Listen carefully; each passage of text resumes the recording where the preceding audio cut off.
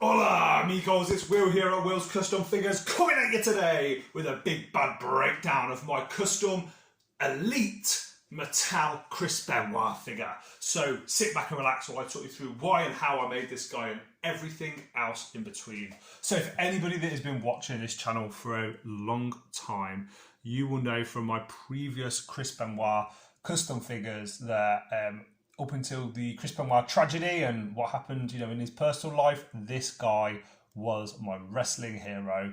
I loved everything about Benoit. He's similar height to me, stature and things like that. And oh my God, could he take it to the big guys? Like from his time in WCW, fighting with the likes of Sid Vicious and winning the championship over there, to his absolutely fantastic matches with the likes of this guy Brock Lesnar. Let's put him in. And even to his teamwork, where he went on a bit of a winning streak and had a couple of championship matches against The Rock, and Shane McMahon was in his corner.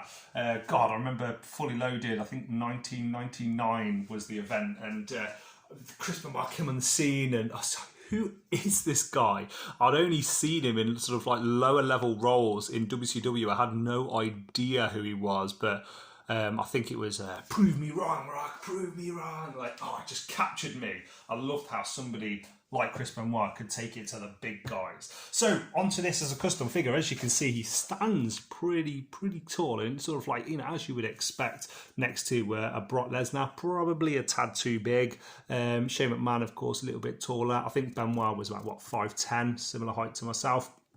I've went with the blue stripes.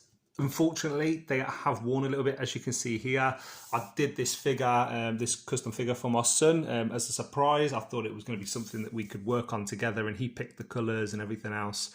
Now, how did I make this figure? The legs are actually from, what was the guy's name? Is it Aiden English? I think the one that was with Rusev. They were from him. I think they're probably a little bit too skinny. I would maybe have liked slightly thicker legs, but that's on reflection. The boots, I can't remember who they're from, but I had to go with lace boots because the previous boots weren't as good and sort of had straps around them instead.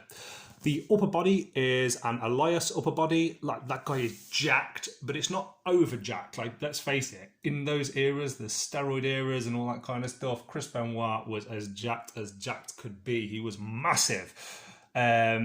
I wanted to go for something that was ripped, looked really big, and very real as well. So I'm happy with how it's turned out. And this, of course, for anybody that knows, is the Ruthless Aggression Chris Benoit head.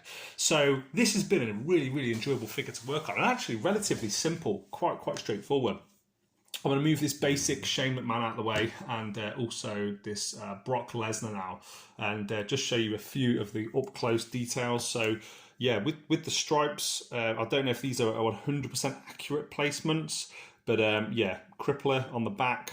In reflection, I would probably like to have written that crippler a little bit smaller. I think it probably goes a little bit too far across, but what it is. I think also as well, the ball joints on some parts of the figure. So you've got some joints here on the legs that you can still see. I would probably like to have got rid of them with some clay before finishing him. But well, it is what it is, and I'm still really happy with how it turned out. As far as the face, touched up the face and the paintwork a little bit. Sorry to have him on his side. It's just that, as you guys know, I'm still waiting for my Amazon delivery.